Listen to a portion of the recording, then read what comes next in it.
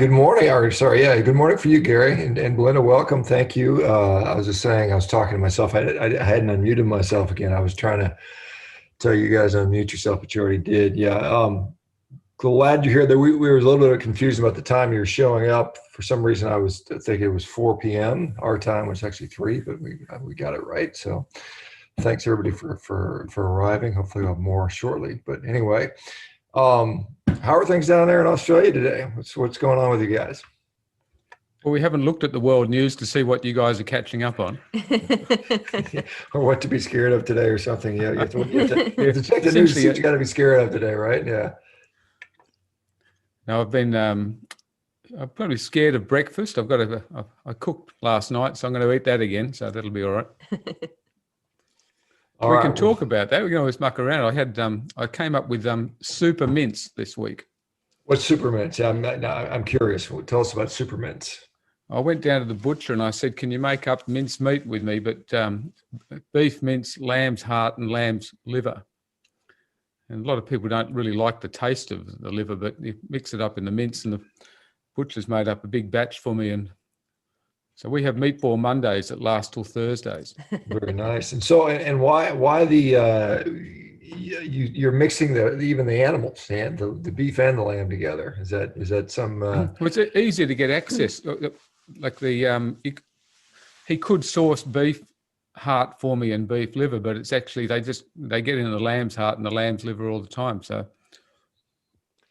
I'm actually, I lived, I know you guys may remember, I lived in New Zealand for a period of time, long time ago, and I ate so much lamb that I actually kind of got where I decided I didn't want it anymore. But recently I started eating more lamb, and I just rediscovered how much I actually like it. So it's just quite a superfood, it really is, and hopefully more people discover that, because beef is obviously great, but lamb is just all equally just wonderful, I think.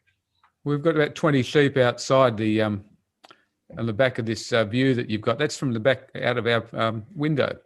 So if we're not quite inner city dwellers. Now that's still in Tasmania, correct? Are you guys still in Tasmania? Yes. Yeah, we haven't been kicked out of here yet. There's not a lot more, not a lot further south to go. Yeah. Otherwise, you'll be looking at a different flag. Hey, let me ask you, Gary. I know you recently gave us a talk regarding, I guess, why beef is under attack. And Belinda's, you've always done great work around looking at what's going on behind the scenes. And I know a lot of people want to discuss that. So let's chat a little bit about that because this is kind of, I've seen this progression, within this low carb community of just trying to advocate for health. And hey, it's crazy that everybody's eating so much sugar. And hey, why don't we tell our diabetics? Not maybe, perhaps just maybe consider not eating so much sugar so we don't have to cut your legs off. And then, going from that to now we all find ourselves as we have to actually advocate for food outside of health. What's going on with that in Australia with you guys? Well, that Meat Under Attack paper I gave up at what's called Beef 2021. So I gave it to the beef and cattle industry up in northern Queensland. It's the biggest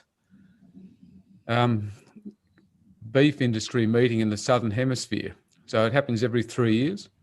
And I wasn't alone. I had Frank Middlehomer speaking on another day. And Brian Sanders. So they only had about 6 plenary speakers, and half of us were low carbers advocating for meat. So my take on it was very much, where did that demonization of red meat come from? And a lot of that's Belinda's work. So I talk about the science, and Belinda's got all the history, and so I put all that, I put that together under the umbrella of, I call it #RedMeatMatters, and because why are we discriminating against meat based on its color? And I realize that's fairly close to literally the bone with Black Lives Matter. And Belinda did say to me, "Don't go there," in the midst of that when I came up with the term. But it's a massive discrimination against meat and red meat. And so, in fact, as I sort of portray in that talk, there's not a lot of difference in the nutritional quality, particularly if you're eating nose to tail, between, beef, lamb, chicken, even fish. They've all got similar nutrient profiles. And that really, from the science aspect, is very much about, I took it down to tack that if you look at animal-based agriculture and plant-based agriculture, they're chalk and cheese. So animal-based agriculture and animal-based product gives you complete proteins, complete fats, complete micronutrients, complete minerals, complete vitamins. And it's actually restorative for the environment. You actually put carbon dioxide, cows eat grass, grass comes from carbon dioxide. You actually put nutrition, you put nutrients, CO or carbon back into the soil.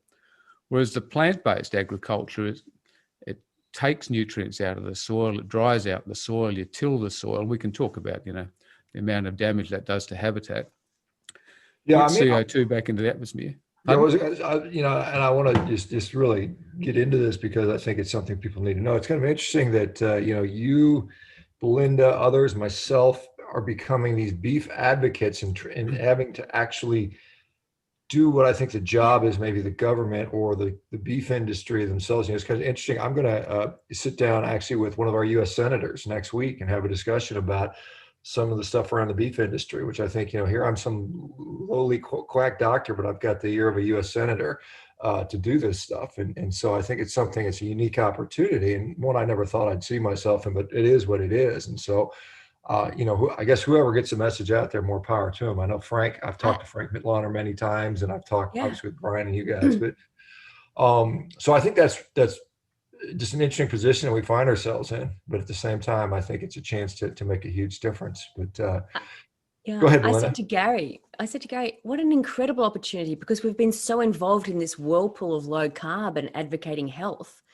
And now an opportunity to go and speak to the producers and support their industry, which is definitely being crushed by the demonization of saturated fat and animal proteins. I think this is an incredible opportunity to go further and take this message further, because we need to support them or that industry is going to go. Yeah, I can't agree more. I mean, this is something, when you discover what actually makes human beings healthy from a nutritional standpoint, and to think that, wait a minute, that may be even on the chopping block, so to speak, is a frightening proposition. The industry, and I'm talking not just at the farm, but right through to the sales, they actually believe that red meat could be bad for people. They could believe, they do believe that, because that rhetoric, that propaganda has been flying for so long, they actually believe that red meat too much could cause cancer. And there's no science whatsoever before it. I mean, the reason, I think by default we've fallen into this space is that when you drop sugar and carbs and you get rid of processed food, you're not left with a lot of food apart from animal-based agricultural food. And so that's why we have to become advocates for meat, because it's not, that's where the health is, and that's where all the nutritional profile, and that's where the environmental aspect is. But the other side of the coin's actually got the runs on the board at the moment, because they hit the ground running. Can I talk about Cain and Abel again? Sure. Yeah, I'm not a biblical scholar, but sure. Let's talk about Cain and Abel a little bit. No, I actually think this con's been going down for a long time. Now, depending on how religious you are, and even if you just understand the Bible as a guidebook, Cain killed Abel in a jealous rage for God's favoritism, and Abel was the shepherd and gave him an animal-based offering, and Cain was the farmer that gave him a plant-based offering. So I actually suspect that it could be the first, episode, documented episode of a psychotic relationship between, from vitamin B12 and iron deficiency. So I realize we're going down a dark path, but then history has it, that apparently Cain then clothed himself in Abel's clothing or skins to deceive God. Now, essentially that deception is still going to this day. That we've got an animal-based agricultural entire sector trying to do the right thing. They're good people farming their animals. All the beef farmers I've met, they're holistic in their care of their animals. Sure, there might have been a grain finishing, but overall they're good people. And I think the farmers on the other side who are producing the grain are good people. But where that hits the market, and then the dietary guidelines and the propaganda, as I said to the farmers up there, what you produce is actually dependent on the dietary guidelines. That's the market's determining it. And that's really where Belinda's work comes in, as to who's been manipulating the dietary guidelines. Well, let's touch on that, Belinda, if you will. I mean, because we've got Nina Teicholz for the last several years trying desperately to have them actually use science in the dietary guidelines, and yet we still see the continued demonization of red meat and saturated fat for the most part. They haven't gone so far as to say you shouldn't eat any of it, but I mean, there are people out there, Eat Lancet and others, that are suggesting, some ridiculous amount, 7 grams of, red meat per day, something that's just absolutely kind of silly. Where's this coming from? I mean, I know we talked from the history of the American Dietary Association, Seventh-day Adventist, but what's been I mean, maybe a brief history for those that aren't familiar, and then what's going on currently today? Well, a brief history. The reason I went into this research in the first place was because, like you, Gary, got into trouble by the medical regulators. And at first we thought it must be the sugar industry not liking the fact that it's telling people to reduce sugar, processed carbohydrates, realized the cereal industry was coming after him. And then as I started to go further and further into this, I understood he was in just as much trouble for advocating reintroducing animal proteins and fats into the diet. And so that's where so I started off looking at the sugar and cereal industries, and I've ended up down that pathway like you've mentioned. And I think it's been a fascinating delve into history to understand where this anti-meat messaging has come from. And I believe it has religious roots and temperance roots back in the 1800s. And it's merged and they've become a symbiotic relationship with the food industry promoting sugar. And that happened in around the 1930s, 1940s, when Mervyn Harding from the College of Medical Evangelists did the very first Adventist health study. And he went to Harvard to do his PhD and came under Fred Stair. Now, I don't know if you guys are aware of Fred Stair, but he's been found to have been very, very tied to the sugar and processed food industry. In fact, the Harvard School of Public Health was founded on industry money. So imagine Fred Stair's excitement when you've got a man who comes to him with no conflict of interest. So he's not being paid to do this research. He's doing it because it's a purpose. And you've got Fred Stair going, oh my gosh, here we go. We've got this incredible opportunity. And they took that then into a publication, 1954. They published the first studies on the health benefits of a plant-based diet. They were able to get meetings with government, industry, going right through. Nathan Pritikin, I had no idea, but he was actually an adjunct professor. So the College of Medical Evangelists became Loma Linda University in the 1960s. Nathan Pritikin was an adjunct professor there. And he apparently read Ellen G. White's books back when he was in the war, and he was really involved. I don't know if he ever became a Seventh-day Adventist, but he was very, very aligned to their message and was so aligned he worked there. And he was the one who told a guy called Hans Deal, who also worked at that Pritikin Longevity Center, how do we create some sort of program that isn't as expensive? Because the Pritikin Longevity Center was an immersion in that center. So Hans Deal, which is the Pritikin diet. Pritikin diet, yes. Yeah, so anti-Atkins, there was this huge fight. And when you look at this anti-sugar messaging and anti-meat messaging, they really did hit the ground at around the same time together.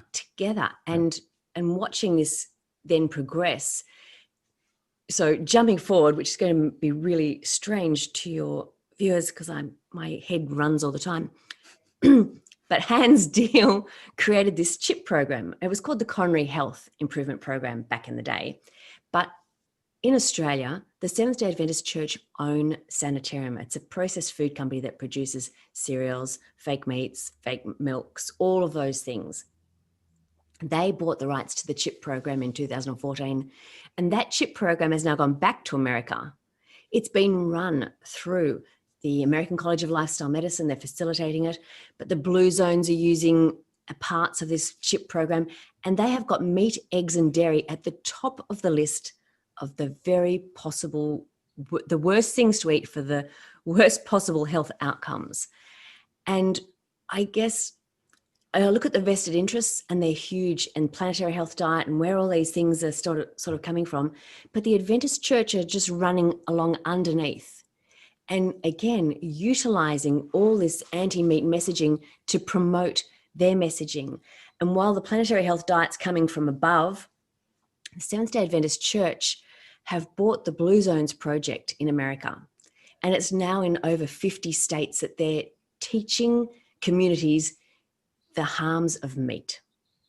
So we're looking at these projects. They own a huge amount of hospitals. The healthcare system in America has, I think they own 28 hospitals alone in Florida. So where this messaging has come from the Seventh-day Adventist Church, where their prophetess stated that meat was toxic, as toxic, if not more, than alcohol and tobacco. And her belief was that meat morally, physically, and spiritually made people impure. And meat was the cause of masturbation back in 1800s. And that she thought that was the most heinous sin at that time. And just understanding this incredible history and she described the origins of veganism. Plant, nuts. Yeah, she said that the God-appointed diet for man was fruit, nuts, and seeds. And they come from a very creationist point of view. There is no evolution in their belief. And we're quite, a lot of people don't realise, we're actually quite respectful of the Adventists and their beliefs. And they've done an enormous amount of work in this space. And they've been able to go right through to World Health Organization, changing dietary guidelines, US Congress, and as a result of that, that influences here in Australia as well. What Belinda was, that whole CHIP program is being implemented not only throughout the South Pacific, but right through the US. It's becoming, that whole concept is becoming curriculum in medical schools in the US. Belinda will tell you off the top of her head which ones have already adopted it, and so therefore, it is. If you educate your medical practitioners that this is the only way to go, and you're demonizing meat based on propaganda and non-science, which I often say is nonsense, then that whole message is affecting the grassroots. And the trouble is, if the young doctors believe their teachers, and that's becoming the whole educational basis. Yeah, I'm just curious, Belinda, Seventh-day Adventist Church, they've got this influence, but there's a lot of other religions out there. I'd say Catholicism is far bigger. Why are they unduly influential within this particular sphere? They are the second. Yeah, they're the second biggest educator in the world behind the Catholic Church, but it's this dietary belief that is just so pivotal to the pillars of the doctrines. And Ellen G. White taught that medical evangelism was the right arm of the church, and their health reform message, fruit, nuts, and seeds, animal protein and animal fats are bad. Their message is the entering wedge to the church. And in 2019, they had a big meeting here in Australia, but a lot of the US people from the American College of Lifestyle Medicine and the Adventist Medical Evangelism Network came to this meeting, and they pretty much said, if we don't, and again, this is purpose. So I'm not challenging their purpose and beliefs in their own space, but the article that I'm currently working on is considering ethics in medicine. It's considering what the church's submission to the government was about allowing them to promote their health beliefs to the general public and where they could take that. And I think it's about transparency. And if people don't realize that their anti-meat messaging is coming from a religious ideology that is not necessarily based in science, though they say that it's evidence-based because God is the author of science. And if God wrote this in the Bible, if fruit, nuts, and seeds are the God-appointed diet for man, then it is here. And how can you go back to heaven if you haven't gotten rid of meat out of your diet? So it's a very, very strong purpose. And as Gary said, you have to respect them for their beliefs, but they're putting it into medical education, they're putting it into dietetic education, and their messaging to the public has not got that transparency as why they're so anti. And Joan Sabat, which Nina would have spoken to you about, he was part of the Dietary Guidelines Committee.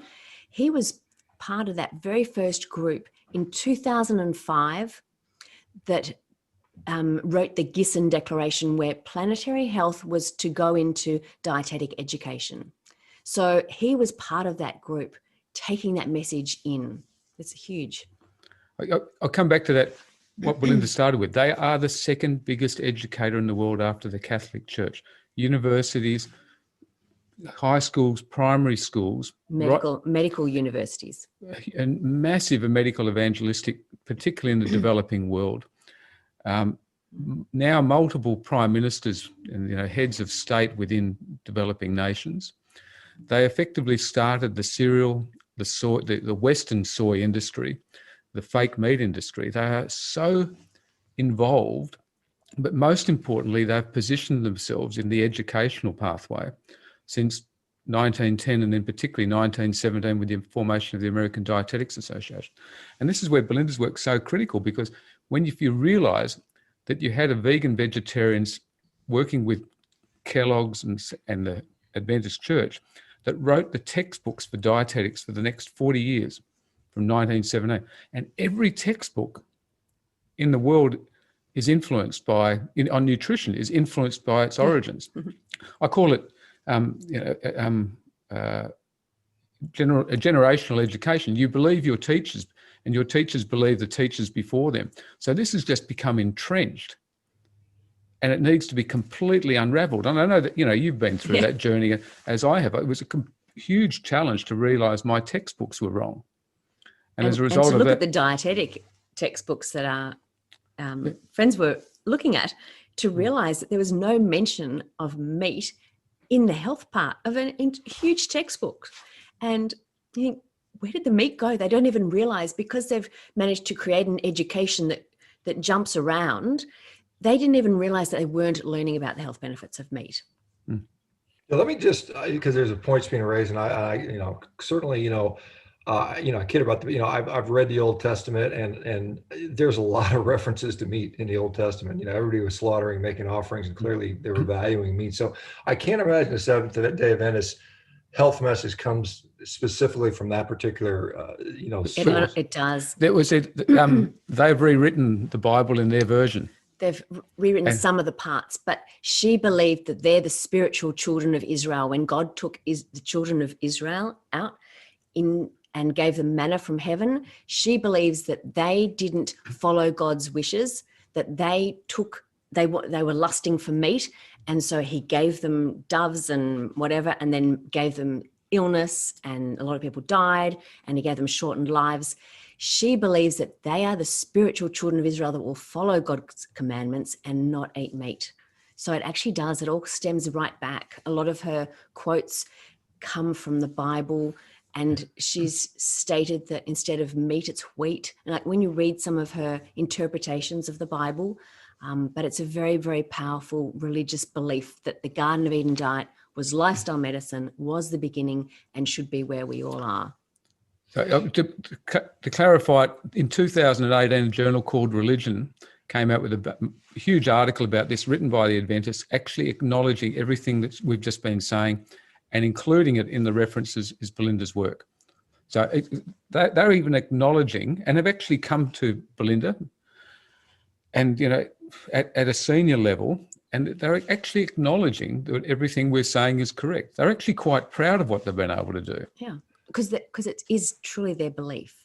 Yeah, I mean, when I look at what informs people on diet, I mean, there are certain segments of the world where religious doctrine does very much influence diet. You look at the Hindu in India, and you could look at some of the prohibitions in in the Muslim religion, and so on and so forth. So many people do eat based on religion, but when I sit here in the U.S. and we're relatively secular, probably as is Australia, people are saying, well, I'm not going to eat because some ancient text tells me to eat this way. I'm going to eat because of the science. And so obviously they clued into that. So where did the quote unquote the science of food and religion and red meat is bad and eat the Garden of Eden diet, when did that start? The supposed science start, and how did they work that in?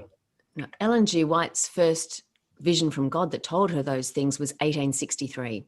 It was the year the church was founded. So John Harvey Kellogg started working for Ellen G. White when he was only 12 years old, and her book a solemn appeal to mothers, which spoke only of parents deterring their children from masturbation. He typeset that at 12.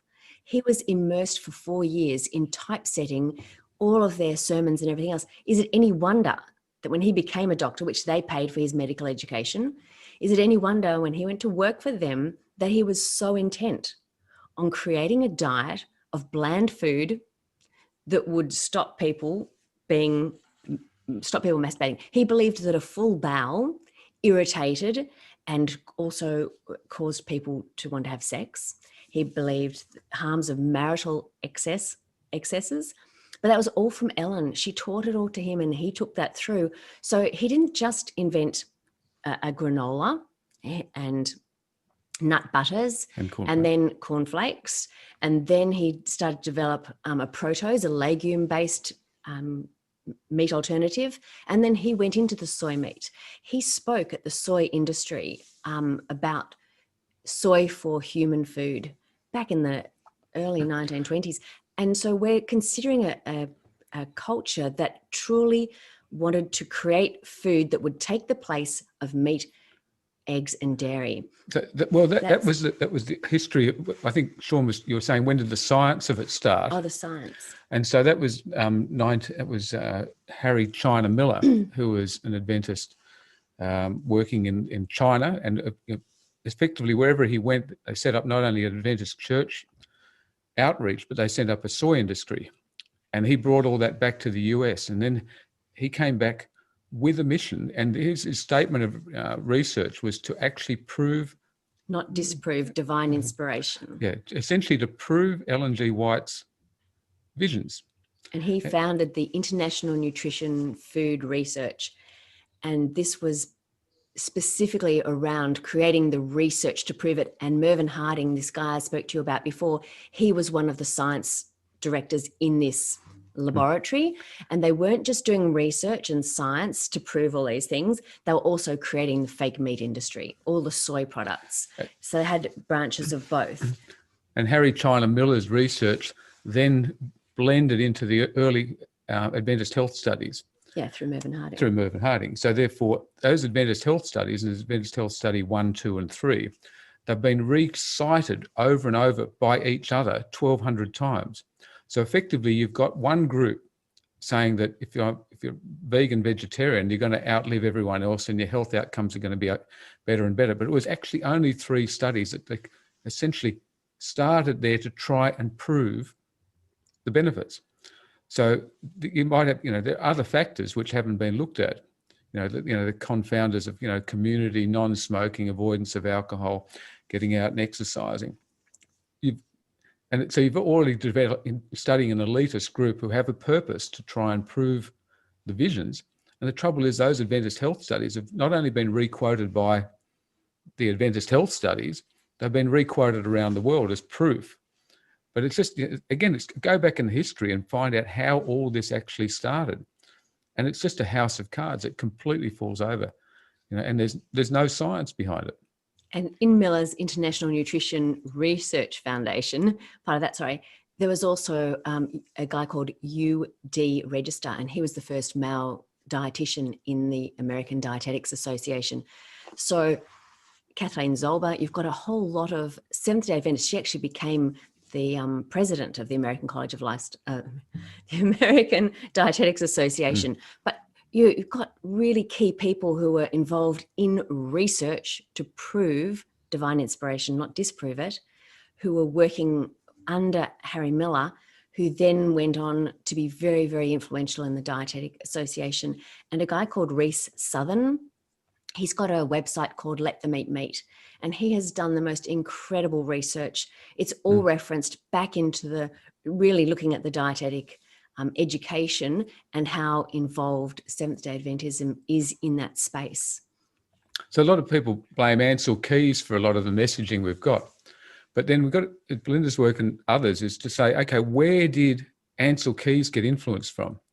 And then Rhys's work goes back into the, that early origins of the Dietetics Association, and Belinda's work goes back to the temperance movement. So again, how on earth did we get to these positions? Because lots of people believe that red meat causes cancer and heart disease and saturated fat's bad and blah, blah, blah. When there's no science, particularly if you put the Bradford Hill criteria of association causation, it just completely falls over all of the time. Like smoking causes cancer, lung cancer, has a 1,600 to 2,000% increase. And if meat causes cancer at 12%, it doesn't even get near it. I won't spend the time talking about Bradford Hill criteria, but smoking is only associated with 80% of people who get lung cancer. So even at that 2,000%, 20 times higher risk, it only accounts for 80%. So all this non-science at 1.1, 1.04, 1.12 meat causes cancer, 1.2, meat causes heart disease. I actually found some great info on that to use if you're going to believe in association nonsense. If you're a smoker, it's about 1.51 times the risk of actually causing colorectal cancer. If you are from Asia, several meta-analyses saying there is no associated increased risk of cancer, of colorectal cancer. And then the one I really did like, which nobody talks about, if you're male, you have a 1.37 times risk of developing bowel cancer in comparison with women. But nobody ever says that it's 3 times the risk of getting bowel cancer because you're male. And so, I think my take-home message to that beef meeting was, if you really want to avoid bowel cancer, you should stop smoking, move to Asia, and have a sex change. Yeah. I mean, and that's something, and I'll relay a similar experience. 2018, I spoke in front of the U.S. Cattlemen Association at their annual meeting, and literally I was telling them that they were producing a health food, a product, and their jaws were open. They were floored by the fact that they had bought into the dogma. These guys that are actually raising cattle, believing that perhaps cows are bad for you. So you have to kind of brainwash everybody. But it's interesting to see the efficacy with which this is going on. And so when we look at colorectal cancer, for instance, you put some of those facts, but if you put in obesity, hyperinsulinemia, chronic inflammation, and certainly inflammatory bowel disease, then those relative risk numbers go not 1.4, 1.5, but now you're looking at 200-300%, so on and so forth. And then for inflammatory bowel disease, it's in the innate order of something like 3,000%. It's just kind of crazy. But so when people talk about risk for colorectal cancer, the only thing they think about is red meat. They don't think about I'm obese. And there was a major review of this in 2019. It's a 1,100-page document. And if you read, then there was a 111-page summary, and there was a one-line summary. And the one-line summary was meat causes cancer. The 111-page document said meat might cause cancer, but it's probably processed meat. And if you read the 1,100-page, and I've got to admit, I didn't read the entire 1,100 pages, but I did read the entire meat section. It actually said the data's all over the place. It's certainly very equivocal in the US. It's not so high in Asia. It's probably a bit higher in Europe. But essentially, everyone wants a soundbite. And essentially, it said that it's all over the place, the data. But at the end result is meat causes cancer. And it wasn't what the whole document said. We talk about this all the time. Look at the headline and, ignore the headline, look at the data, go back into those documents. But that's tedious and time consuming. And what the hell are, a couple of orthopedic surgeons and Belinda, spending the time doing this? But it's crazy. But, when you keep, in Australia, we've got my medical degree is, my first letters after my name is MBBS, Bachelor of Medicine, Bachelor of Surgery. But I actually tell my patients I've actually got a degree in BS. And so I'm actually good at spotting it and speaking it. But it really is driving me insane how much this propaganda is influencing the health message. And on a day-to-day basis, a bit like the Cattlemen Association, a bit like when you're patient, every single patient, you've got to unbrainwash them. You've got to unravel. And can I just say, there's no way this is all Seventh-day Adventism either. This is an opportunity. And if you look at when they demonized saturated fat and animal fats back in the 70s, and it became law pretty much, and it went into medical education, did all those things, then the food industry worked out how they could monopolize it, how they could capitalize from it, how they could profit from that messaging. the demonization of animal proteins now, the fake meat industry is just phenomenal. They have got so much opportunity to make so much money on cheap processed whatever and soy and all these things, that it is something that they want to capitalize on to make profit. And it's not about health. Like, this has got nothing to do with health. I think that's a really, really important message across the board, that this is about protecting profits and protecting a profit, and how those two have symbiotically worked together to create research, to create education. And you look at Coca-Cola, I mean, they are phenomenal in creating that International Life Sciences Institute in the 1970s, which has created the food industry arm, and tobacco was in there as well. And I believe it still is, but it's come in under the food industry when they bought other things so that they weren't so obvious. It was tobacco industry, but they are protected under that International Life Sciences Institute research umbrella. And these people have arms all over the world, and they do research to prove that, you know, we need to fortify food, we need to process food, we need to do all of these things to provide complete health to people. But really, it's just money. Yeah, I certainly see it as a big motivator. And I see, you know, like recently with the, you know, the sort of the huge marketing strategy for these alternate meat products, you know, Beyond Meat, Impossible Burger, and many follow-ons that have come along have dumped, you know, literally hundreds of millions, if not, you know, $1 billion into marketing this stuff. You know, we see that coming out of Silicon Valley. And so I think this is a lot of the push. And whenever I see, you know, this market, you know, made with healthy plant proteins, whatever, made with plants, I just translate it in my head as this is made with something very cheap and yet very profitable. This is what you should read when you see the label, cheap and profitable. And I think that's where a lot of that's coming from, outside of the religious beliefs there. And, you know, we see that, you know, I think you know, it's not a health message, but I mean, there are people that still yet believe that. I still, to this day, you know, it's kind of funny. Every once in a while I get out of my bubble, and I see that there's still these people talking about, oh, your cholesterol, and oh my gosh, meat is so unhealthy. And you think you're reaching more people, then you realize you've got such a long way to go. They've done their groundwork. You know, they literally have a 5 or 6 decade head start on everybody else. And so it's going to take a lot of pushback. Where do you find that, you know, I mean, obviously you're doing what you're doing because you think you're going to make a difference. Where do you find you've been able to make the most difference? We love each other. It's brought us together. Look, I look at it. I think going to the beef talk, that was really exciting. Well, there's a newspaper here called The Land, and my talk and review of that whole topic is now going out to every farmer in Australia this week. So that's a win. I look at this in a stepwise process, Shawn. You know, 10, 12 years ago, I started talking about the perils of sugar, and everyone looked at me as like sideways, going, "You're crazy. You know, what are you on about?" Whereas now the majority of people here in Australia, and, you know, when we travel around the US and Europe, when we used to travel around the US and Europe, people are avoiding sugar. We've got Coca-Cola now. Their biggest seller is no sugar. So I look at that. I say that's a win.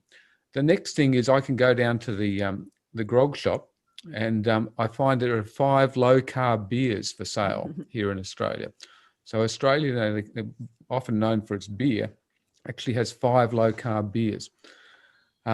So butter is the butter section has taken over the supermarkets. Margarine is just it's a token now, and that's unbelievable in Australia. I asked my patients, you know, I go, do you smoke? Do you drink alcohol? Do you got diabetes? And I go, butter or margarine? It's my market research, because if they're on margarine, I know they're on a highly processed food pathway. I think they're probably going to have an inflammatory, you know, side of it. So many people still look at me and with a guilty look on their face and say, oh, butter? And I go, correct answer. But so we're winning on that. So the next step is, it's changing guidelines. The demonization of fake meat. You know, let's actually call it out for what it is. It's fake meat. Not meat. It's not meat. Gets rid of the word meat. All of that sort of thing. That I see that's the next step. And the guidelines. I think And that's then, the most important thing. When we see changes in guidelines that don't demonize animal protein and fat, when we see them say, all right, well, potentially a low carb ketogenic animal proteins and fats are okay in a diet, then I think we'll start to go, wow, we've really made some changes here. we think that that wording's been changing here in Australia. In a little bit with the Diabetes Association. With diabetes. And so that's the lowest hanging fruit, as you know, for low carb. And again, once you adopt low carb, you have to replace it with something. And the moment you get rid of all the plant foods, then you've actually got to move towards the animal base. So that's the move next, is to actually get low carb accepted based on science, because that does work in diabetes, and it does work in weight control, and does work in a variety of health issues, which and we've talked about before. But that's the next step. Let's get it through the diabetes hole. That's the that's the wedge that needs to be driven through, and then bang, it's gone. And I mean, the other issue is, the plant animal-based industries, their food is highly nutritious, but it has a short shelf life and requires refrigeration or vacuum sealing.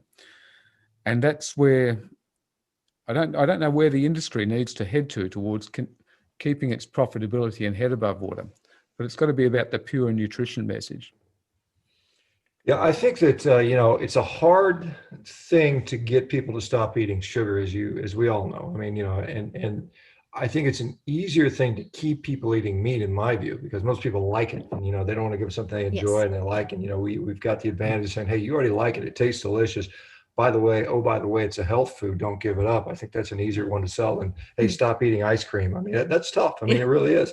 I mean, and when I tell people, I can imagine you're being told stop eating, ice cream and cookies and replace it with quinoa, kale, and pinto beans, and no one really wants to do that. But you tell them, hey, you can have a steak and eggs and some bacon, and you're going to be much better. It's an easier sell there. But as far as Gary, we talk about the lack of science, and you pointed out the nutritional epidemiology, the associational studies, which, as we know, are abysmal at deriving, what I think is any kind of knowledge. Other than you can make a hypothesis, but where does the science? In your mind, what does the science say right now? If there is indeed any science you can hang your hat on. I mean, when you look at, most of us would agree a randomized control trial would be the highest level of science, assuming it's designed well, and there's a lot of potential flaws in methodology. But what does the actual science say currently? The only science which stands up is that reducing your carbohydrate intake in diabetes improves outcome. There is no other nutritional science that actually stands up to anything, particularly if you apply the Bradford Hill criteria, which is find a dose relationship, find a probable causation, and find experimental studies, and then having to exclude all other possible options. So all nutrition science, every single bit for over 100 years, should be thrown out because it doesn't stand up to statistical analysis. And that, the fact that the World Health Organization came out and said that meat should be considered a carcinogenic substance based on really, really bad statistics and a complete failure of Bradford Hill criteria just is an absolute joke. And so, yes, I'm criticizing World Health Organization, but I'm also criticizing people's non-elected group of people, entire careers who are, making up all this nutritional stuff based on association rather than. So I'm a great believer in biochemistry and history. So the biochemistry there is no biochemical pathway in the body that requires ingested glucose or fructose. There are biochemical pathways that require essential proteins and essential fats, and they're only available in a complete form from animal-based product. So that's biochemistry, end of topic. So how on earth did we get to these mythical positions that we stand in at the moment? That's history, and that's Belinda's work. So I want to just interject the religious aspect of this here, because, when you talk about diabetes, this is something that's, I think, very proximate in the way you can see changes. Like I said, you've seen it. You've seen a diabetic who's on hemoglobin A1C of, whatever, super high, and they're on X amount of drugs. within weeks. I mean, that can be Days. days to weeks, right? You can see that it completely changed. But when it comes to cancer and heart disease and some of these other things, it may be years, it may be decades. And so it's easier to kind of almost have a religious like belief in that. It's like, I can't take someone who has cancer and then tomorrow make them not have cancer, or I can't give somebody heart disease by eating a diet for a couple of weeks. And so I always tell people, look, I don't know what's going to happen in 20, 30 years. And I don't think the science knows either. I don't think we have the capability to say unequivocally that this or that diet is going to cause you to die at 20 years earlier than you thought. I mean, I know there's a lot of studies out there that suggest that people point to, but I don't think the data actually supports that. And so I talk about, hey man, you got sick people today. How do we make them not sick tomorrow? I mean, in a relatively short order. And that's where we should focus our time as a medical profession, as physicians. You know, I mean, you can make all these, sort of thoughts about how to live a healthy life and how to live longer. And tomorrow I get hit by a bus. I'd rather have a good quality of life starting as soon as possible. And so I think that's something that, just to reframe how we should maybe have goals as physicians, as a healthcare society, get people healthy today, because we certainly are failing abysmally at that, regardless of what happens to them in 30 years. Medication and surgery don't give quick fixes.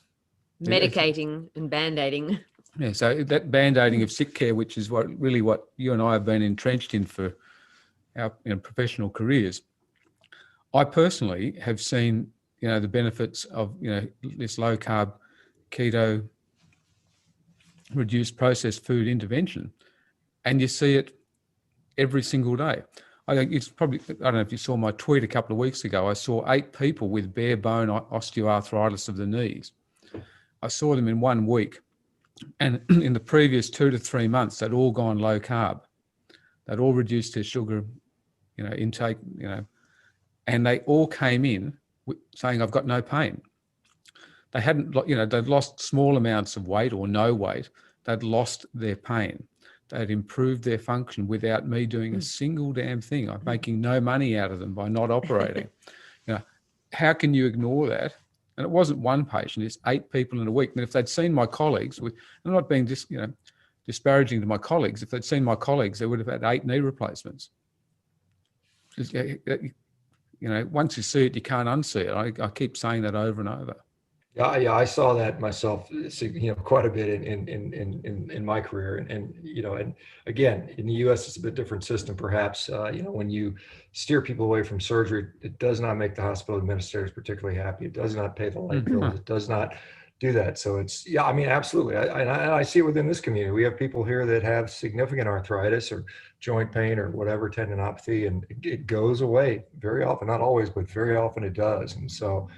It should be, in my view, it should, this sort of low carb, whatever, carnivore, keto diet should be the first line of treatment, when it comes to these things. And then surgery, obviously, is always the last line, but it should be. Well, there was protein heals, and people seem to forget that. They think plants are this miraculous healer, when actually we need animal proteins to heal. There was a great paper that came out of China last year looking at the tissue changes within osteoarthritic knees. But the long and the short of it is you find the end products of carbohydrate metabolism in articular cartilage and in tendinopathy. You don't find the end products of protein metabolism and fat metabolism.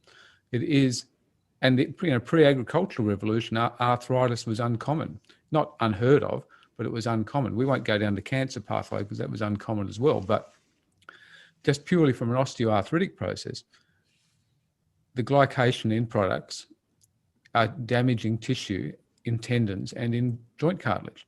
Reduce the inflammation, reduce that glycation load, and all of a sudden symptoms might improve. The cartilage is gone, the tendons are damaged. It's not going to turn that around, but the symptoms can improve. And and again, that's biochemistry. That's not association stuff. That is biochemistry, dose related. Really, really nice study that came out last year. Yeah, I've seen, there's a study at the University of Alabama looking at knee pain and low carbohydrate diets compared to low fat diets. And lo and behold, they found a low carbohydrate diet was much more efficacious for reduction of knee pain, even in a calorie controlled setting. And so. Yeah, but it was nice to find the biochemistry behind it tied up with insulin. You probably saw this, the insulin and fiberglass like synoviocytes, they produce more inflammatory cytokines in that. Let me ask you, what was the response? You gave this talk to the beef industry down in the Southern Hemisphere. What was the reception like with the ranchers and farmers? I mean, did you get some feedback from them? What was their unbelievably favourable.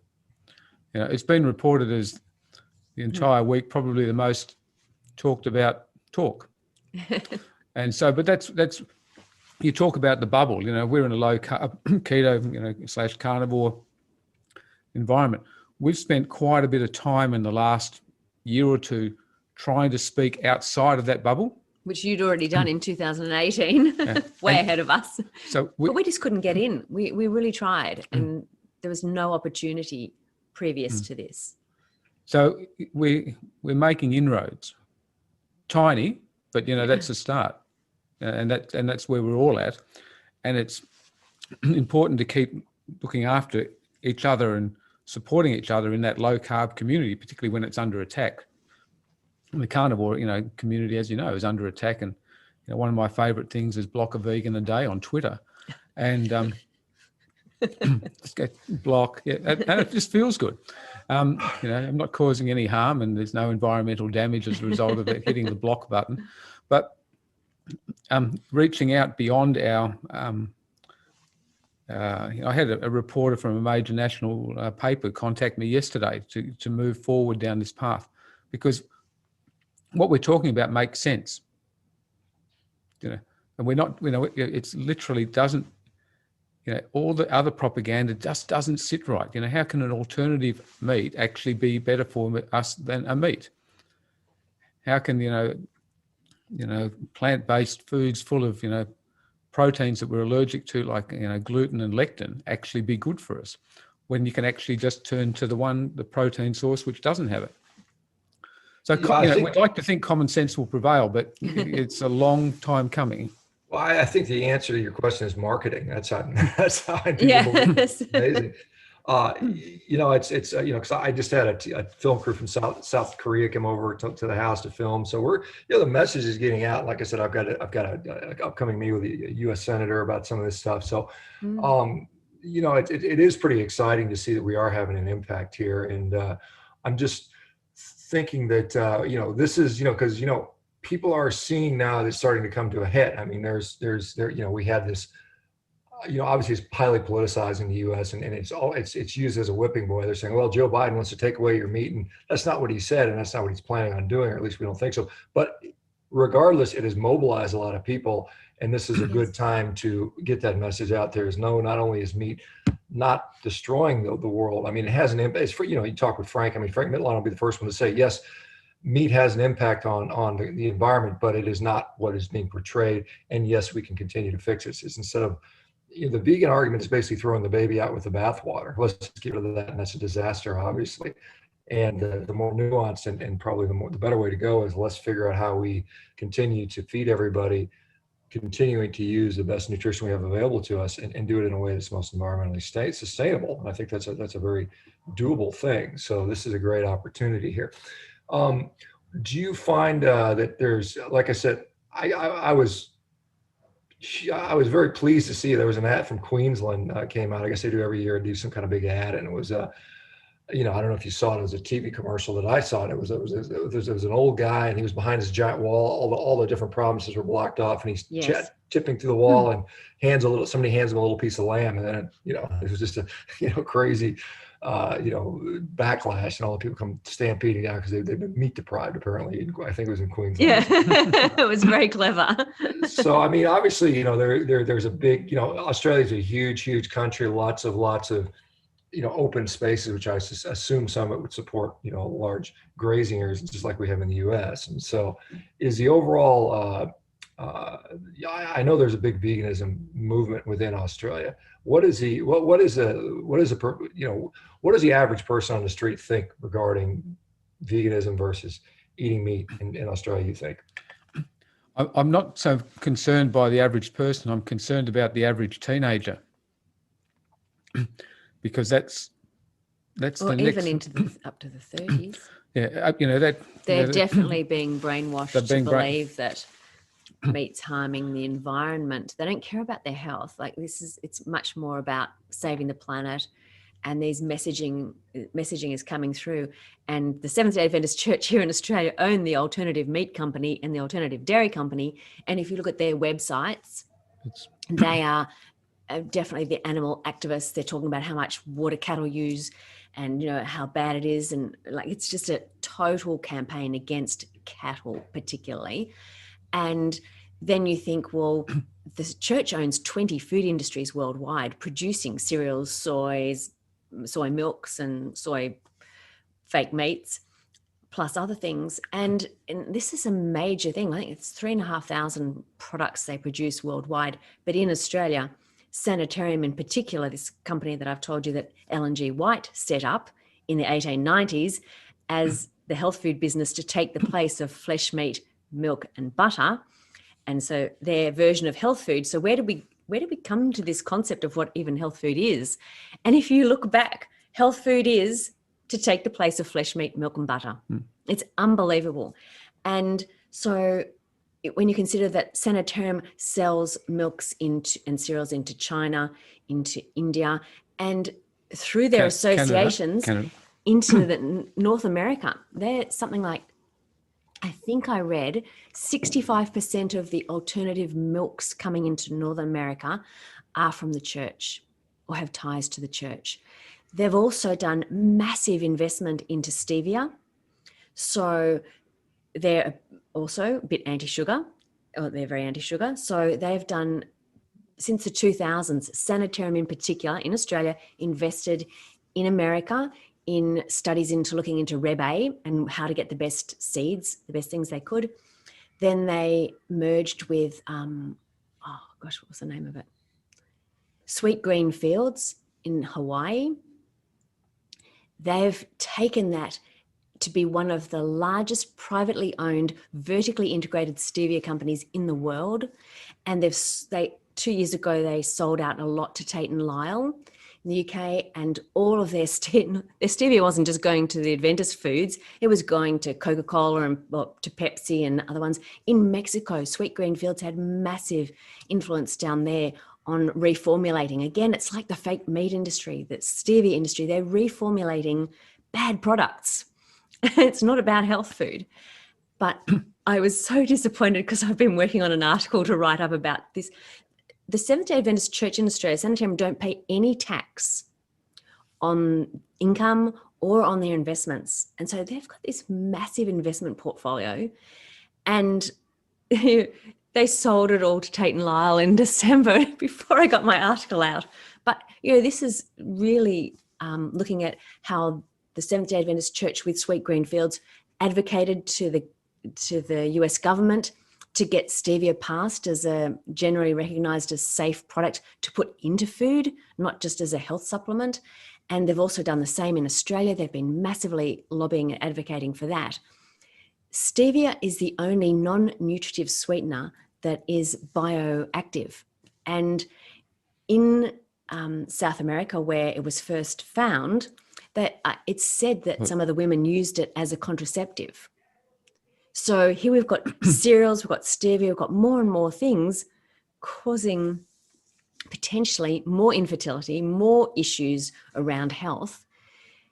And so, yeah, I think it's a really, really big thing to be looking at. You know, a lot of their investments, Sanitarium as well, is looking at what's it called? It's cholic acid, looking at, you know, how bile stones and all those things. Well, of course, from talking to Gary and talking to you and talking to other people and talking to medical professionals, understanding that potentially you're getting bile stones because the bile not eating enough fat. Bile is produced by the gallbladder for us to absorb fat. If we've had a fat depleted diet for 30, 40, 50 years, and then you have a fatty meal, then our bile's just been sitting there stagnant, dries out and causes gallstones. Yet the fatty meal that follows it is the thing which then gets blamed for gallstones, when in fact it's a lack of fat. So, I mean, I suppose, you know, coming back to your question, sorry, because we go off on tangents all over the place. The propaganda that's before our youth in particular, they're actually believing it. They are. Now that's, you know, Big Brother, all of that sort of thing. If you keep having a message of fear and you keep repeating it and you control the media, that's called propaganda. And it's happened with church, it happened with the Nazis, it's happening with the food industry at this point in time. You keep having this message of fear. It sounds somewhat plausible. You repeat it, and you throw it from so many different angles.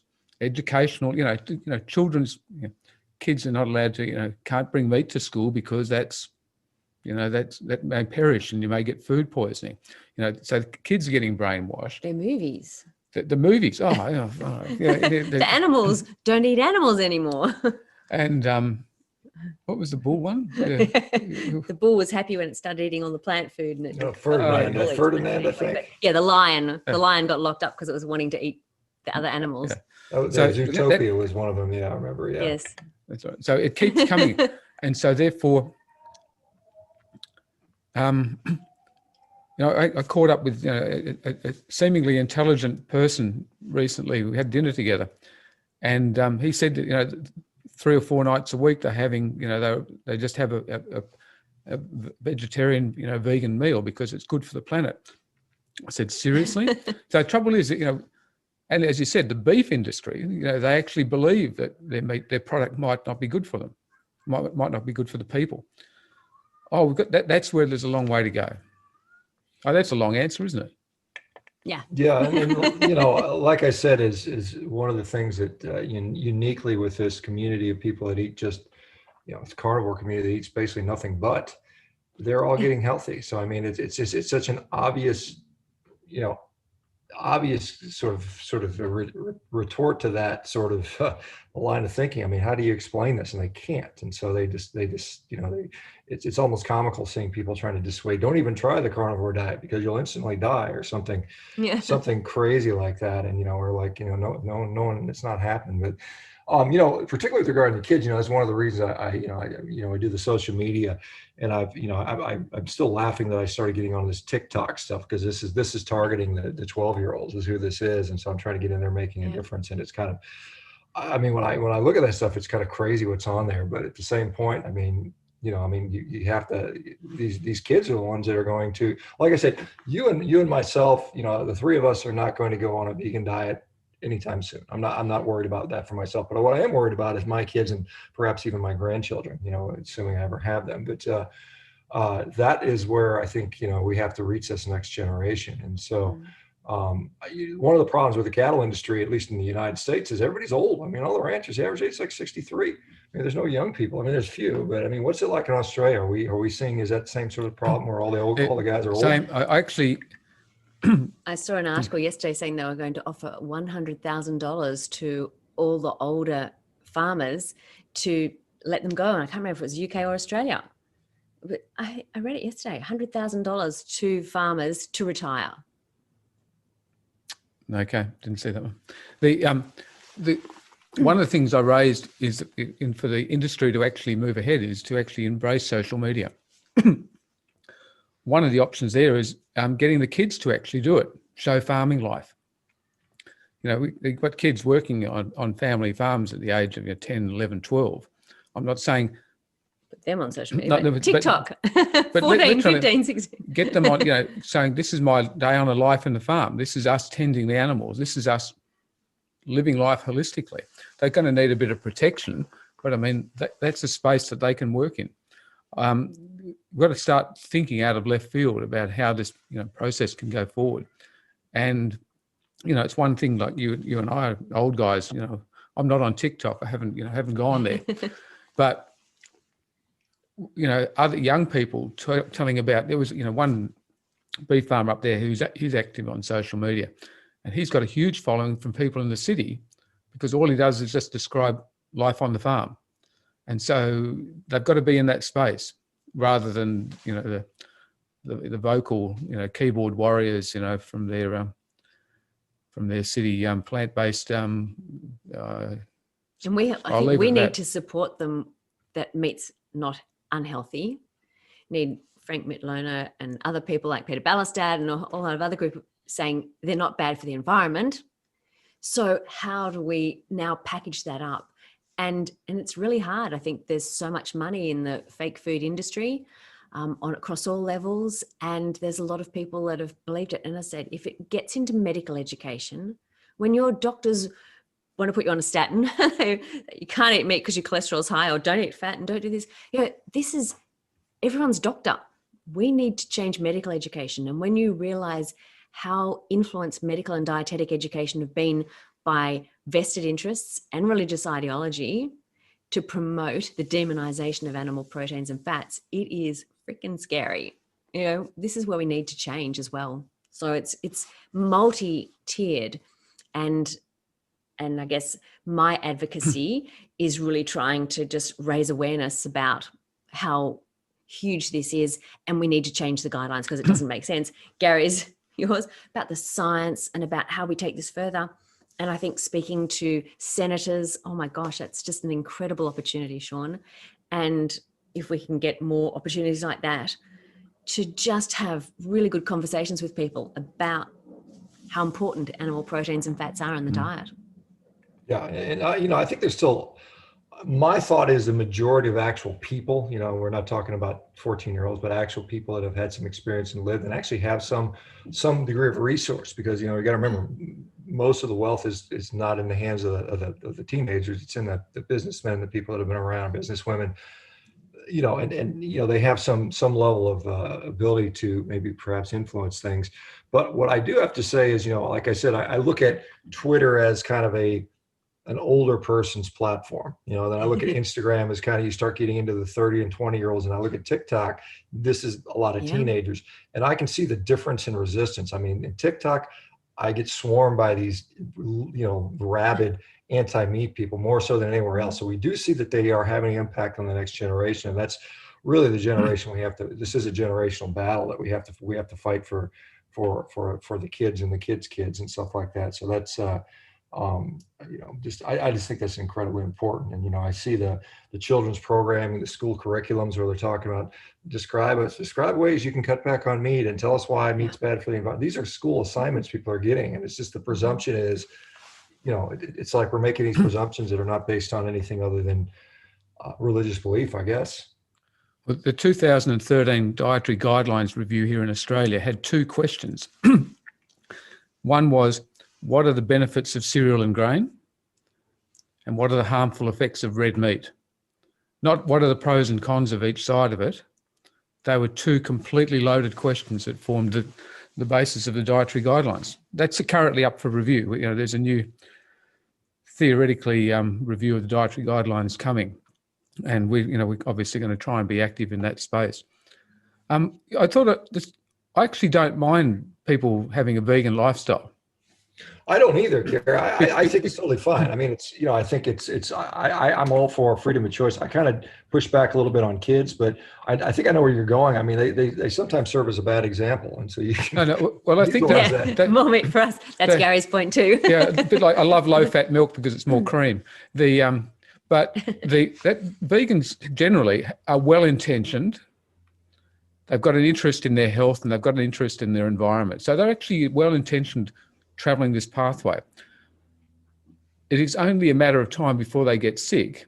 And there's a talk about on mine called The Failure of Medical Education. I talk about that. They move away from the SAD diet. They go down this pathway. And then as they realize they've actually gone the wrong pathway, then they get back on track. So unfortunately, they're going to be 5 or 6 years of youthful sickness and get into that, 20. Yeah, but they run that zealot path for a while. But you've got your Recovering Vegans, page, and so therefore they're well intentioned. They've just gotten off on the wrong track because they're caught up in the propaganda. And so I think maybe let's support a vegan rehab unit. Now that's the whole, which is. Yeah, I mean, like I said, I've got a whole Facebook group dedicated to recovering vegans. We've got like 3,000 some members. And quite honestly, many of the people watching this on the screen here are in that situation. They're recovering vegans or vegetarians. Let me ask you, just back to the Seventh-day Adventist. This is a church. Usually, not always. We've seen some horrible human atrocities done in the name of religion, but. We can look at the Crusades and, whatever. I mean, there's always these sort of wars and human suffering at the hands of somebody that's got a religious belief that doesn't align with whoever they're trying to impose that religion on. But you'd think that, Seventh-day Adventists, might be concerned about human health, and they have to be aware of the limitations of a plant-based diet and the many, many problems that are out there, because they're not secret. I mean, it doesn't take more than 4 seconds to find vegan disasters everywhere. Why do you think they head in the sand on that? Why are they so vehemently Because it's anti? salvation. It's salvation. salvation at the end, I believe. They've been given the commission, apparently, according to Ellen G. White, the founder, they've been given the commission to take the health reform message as part of the third angel's message in the Bible to tell everyone about the second coming of Jesus Christ. And so because it's become a commission, because it's an expected thing, and they honestly believe that they're in the Garden of Eden, when we go back to heaven, there will be no meat eating. So we need to get rid of flesh meat before translation. That was the exact words that Ellen G. White used. And so I believe they don't need everyone to become vegan or vegetarian, but their commission is to tell the world about it. So by starting these programs and these big things, so in Australia, the CHIP program, it's massive in churches, in communities. They run cooking programs and different things. In America, they've gone through Cummins, the big company Cummins over there. They've gone through Lee Health. They've done a lot of work with a lot of big associations in America to try and push this plant-based CHIP program through there. They work in education and they work in the healthcare systems. They're being supportive of, the propaganda, movies, forks over knives, and all these different things. But the Plantrition Project that was started by Seventh-day Adventists, the American College of Lifestyle Medicine was founded by Seventh-day Adventists. People who are actually determined to take this message further. So it's intricate to, I believe, the medical education, the research, and a whole lot of other things that are coming out, promoting the plant-based, and again, the environment. Joan Sabat's been involved for 10 years at Loma Linda University in their environmental arm that they've developed, because they realized this is another area that we can potentially get our message across and make it very strong. It was never about the environment in the beginning. So it's also... It's about their salvation. The other thing which is really important to know... Salvation is big. Oh, salvation is massive. I mean, that's their purpose. And they'd rather go through ill health and disbelief. They couldn't possibly be unwell. But, what do they believe you get to eat in heaven? Do you finally get to eat the pork belly when you get to heaven? Yeah. Nope, it's only plants. The lion will lie with the child, and it's that very, very picturesque image of what the Garden of Eden diet was like in the Garden of Eden at the beginning with Adam and Eve, and that all sin happened because of meat eating. They've taught that flood geology. Ellen G. White talked about the creationist viewpoint, and so a lot of that work has all come from her beliefs on that dinosaurs weren't invited onto the ark because they weren't part of God's original plan. They were an amalgamation of beasts and all different things. So, and then once the flood happened, then men were allowed to have meat, but at the cost of longevity. So then if you go and start looking at all this longevity studies and things, their belief is that if we give up meat, that we'll start having the longevity will come back, but it will take a few generations because we need to work through all this. But they believe that they will live for a very long time. And it's really important for the Seventh-day Adventist member, certainly the devout people. I think there's a lot of people who wouldn't understand all the intricacies of the religion. But for devout Seventh-day Adventists, they believe that if they are still alive when Jesus comes back, they're an apocalyptic church. They want the end of the world, because if they're alive when Jesus comes back, they're one of the first to go back to heaven with him. They don't have to wait to do all the counting and the checking of names. So it's fine to have this belief, but it shouldn't be influencing dietary guidelines that determine food in the schools, our hospitals, and it's nursing a very small homes. religion in comparison to some of the others. They are small, but they're incredibly influential. One of the other things about all the Adventist health studies is the definition of vegan and vegetarian. So if vegetarian is if you can eat meat up to once a week, and vegan is you can eat meat once a month. So it's so they're potentially getting just enough of those nutrients to stay healthy. Sometimes they don't count fish.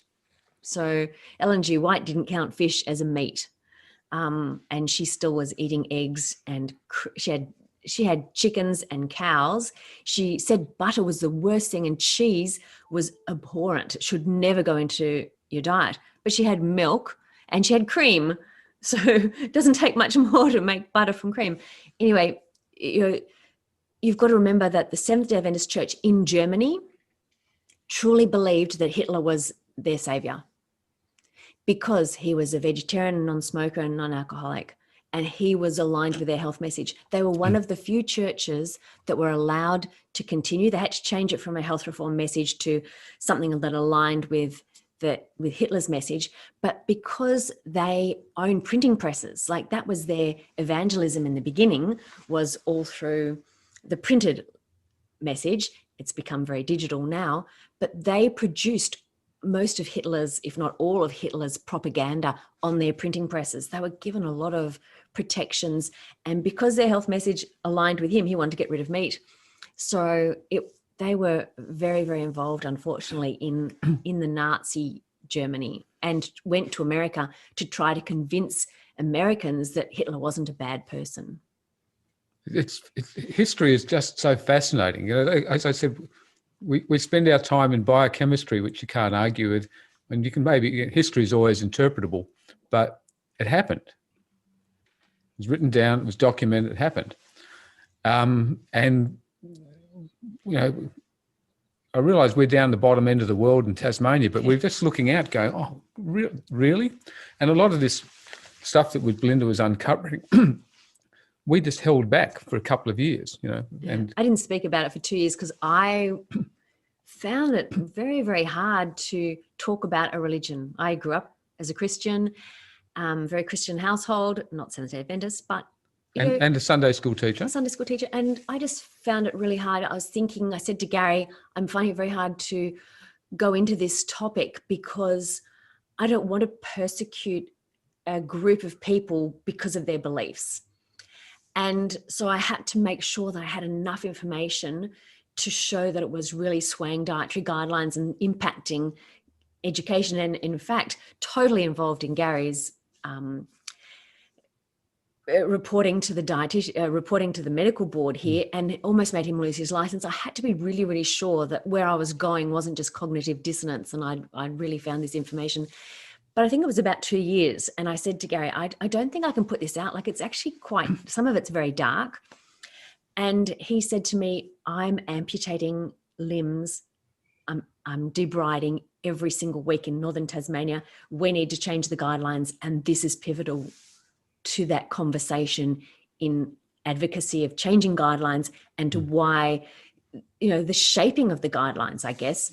And so Gary first spoke about my research, but it was really, really big uncovering it and discovering it.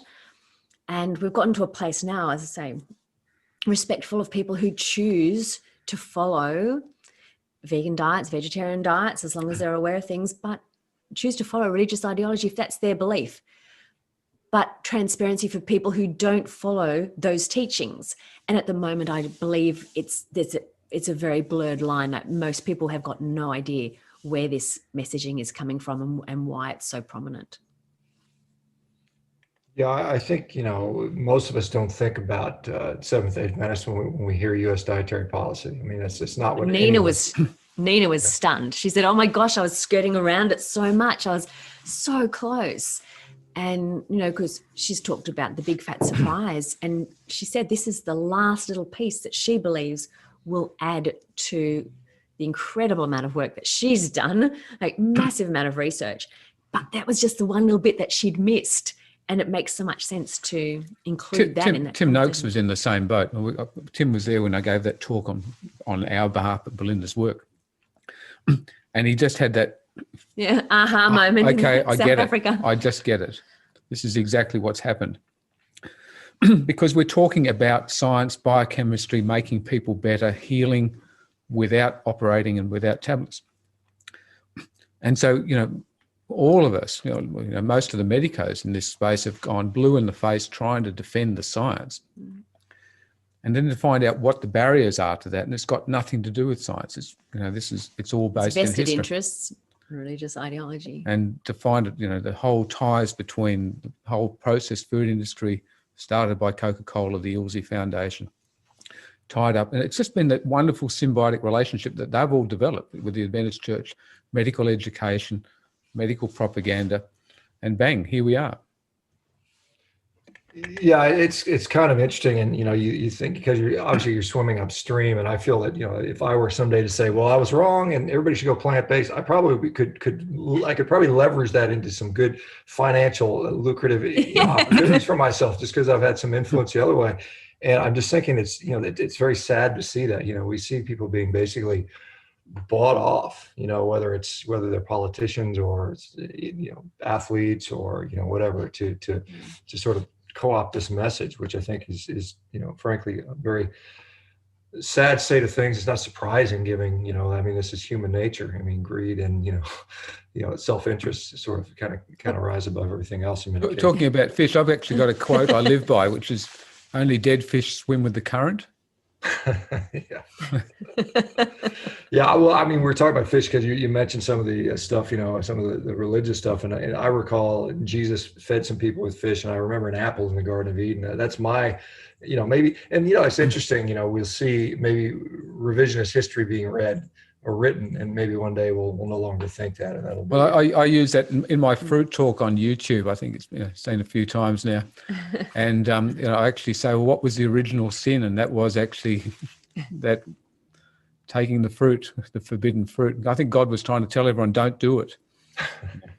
Well, I guess it depends on whose Bible you read. It sounds like the Seventh-day Adventist Bible might not have that little bit in there, but who knows? Well, interestingly, the Seventh-day Adventist Church have if you want to be a vegan or vegetarian, they have the most incredible resources, and they're actually very honest about the health implications of a vegan and vegetarian diet and what supplements you would need.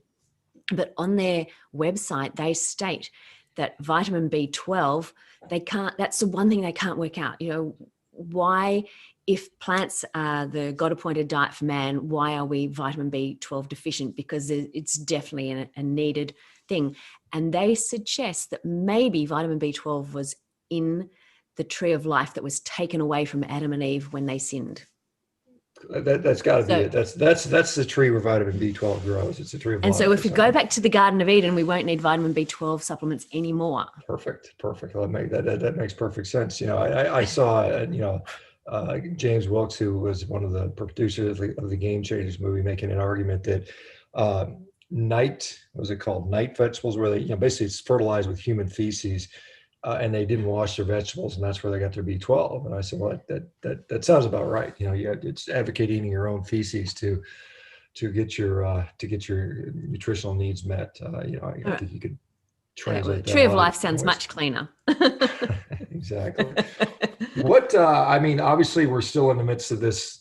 I guess I don't know when we're going to normalize travel and speaking and stuff like that. What's on the Gary, I assume you're still continuing to tirelessly do your message in Tasmania and work at the hospital there. And what's next? What do you see coming up for you for the next year or two? What's going on with that? Well, I'm still operating. Not everyone is cured. Not everyone actually adopts. I broke my ankle. Oh yeah, Belinda broke her ankle, so I needed an operation. So.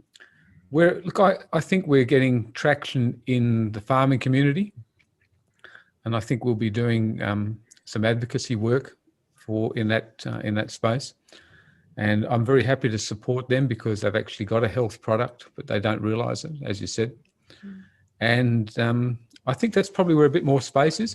I've gone back to playing golf.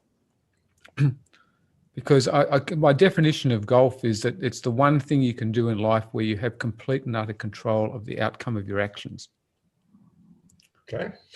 Everything else you do is actually reactive, So in golf, I've got no one else to blame where that ball is, where it sits, what club I use. And I can hit it today or tomorrow, but ultimately I'm responsible for it. Because most of medicine is reactive. You know, you're responding to a patient's problem or a health issue or a surgical state.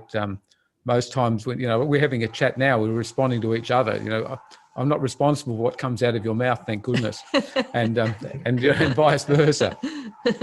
But again, that's so that's the fun spot at the moment, and we're spending time as a family. We've got grandchildren now, watching them grow up, relatively low carb, and watching our nearly 1-year-old granddaughter.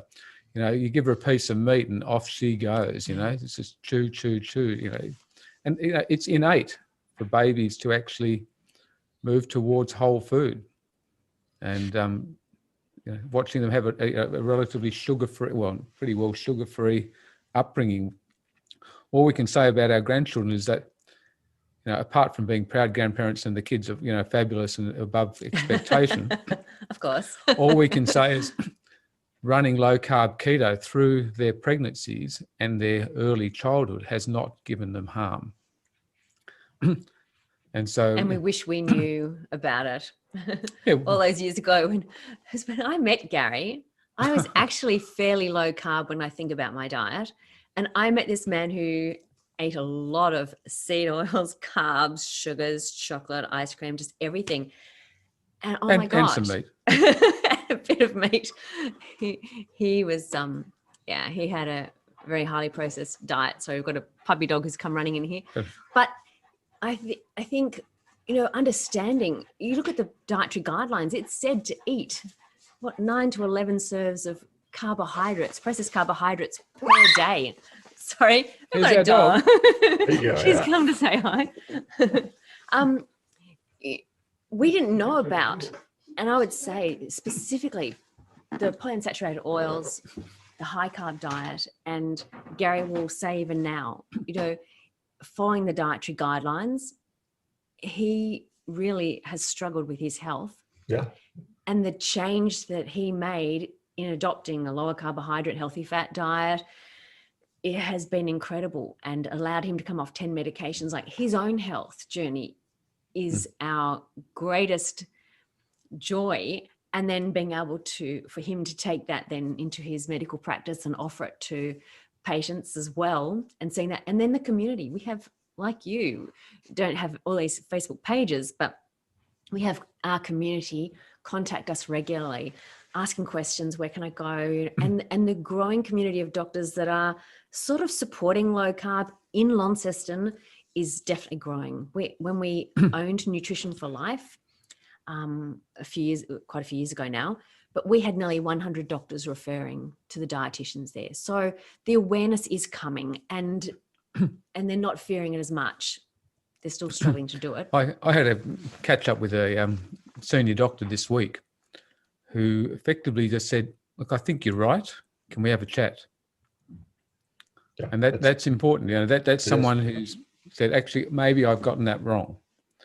And I've had a couple of doctors travel just down to have a chat to say, actually, I've spent my lifetime giving bad advice. You know, what do I do now? And so, yeah, that's powerful. I mean, just to point out, you spent a lot of time in your life eating processed or high carb processed oil diet. You know, you paid for your brain cancer, 2 hip replacements. I think it was 2 hip replacements. I can't remember, but so I mean, you know, margarine. Yeah, sure. So I mean, you definitely felt the effects. I think we all have to some degree. I mean, I didn't come through unscathed either, and so now you're trying to kind of change that around, but. One of the things that, you know, I was looking the other day, and I've been aware of this for a while, but I just was in the grocery store and I picked up some infant formula, and I looked at the top 2 ingredients. First one it was corn syrup solids, and the second ingredient was vegetable oil. I mean, and these are the 2 most prevalent. You know, it's probably 60% of that product or 70% of that product was made up of those 2 compounds. And so we are starting our children on this. I mean, even in utero. I mean, right out of utero. I mean, basically, first. I mean, it might have been the first thing they ever eat. We've got some of this stomach coming out of our kids' mouths. Can I say, go ahead. Harry Miller, that Seventh-day Adventist that Gary talked about, who went to China and brought the soy back into America, he fought for 10 years to get infant soy formula past the American Medical Association. It was finally allowed in the 1960s. He brought it to America. He developed the soy infant formula. which has now gone around the world.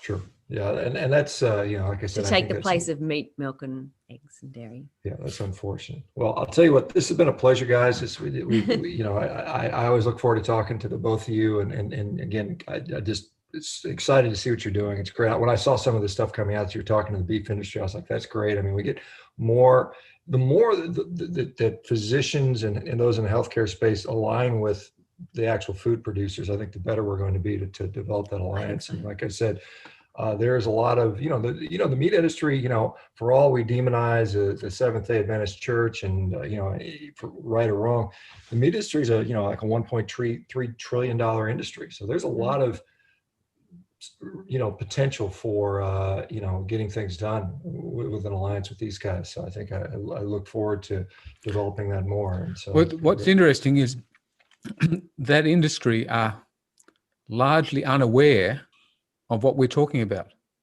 Yeah. We need to bring that together. And that's really, that's one of the things we're working on. You're working on the northern hemisphere, I'm on the southern hemisphere. Right? And into politics. Well done. Yeah, that's what like I said, when I'm talking to a South Dakota U.S. Senator, next week, and he wants me to help him get his message out around the beef industry and breaking up some of the monopolies and so on and so forth. But I'm going to use that opportunity to inform him that this is a health product, and we need to not only fight for the farmer and rancher, but fight for the U.S. citizen, or the world citizens from their health standpoint. So hopefully this is another inroad where we can kind of make a difference. So it's fantastic, Shawn. Well done. Yeah, that was it. Yeah, like I said, you never know where opportunities are going to present themselves. And like I said, obviously opportunities for those people that are available. And so I'm trying to do that. Well, anyway, it's been great. Thank you so much. This is, like I said, let's do this again down the road. Let's check back with each other. Just make sure we're all keeping each other sane and protecting each other. We need to have a meal together one day again. We do. Yeah, absolutely. I'm always up for a meal. In fact, I'm going to have one here in a little bit. So, all right, guys, take care. Thank you very much, and we'll talk to you later. Bye, Thanks, everyone. everybody. Nice to catch. Thank you for joining. We'll see everybody tomorrow. Otherwise, have a happy weekend. Bye-bye, guys. Bye.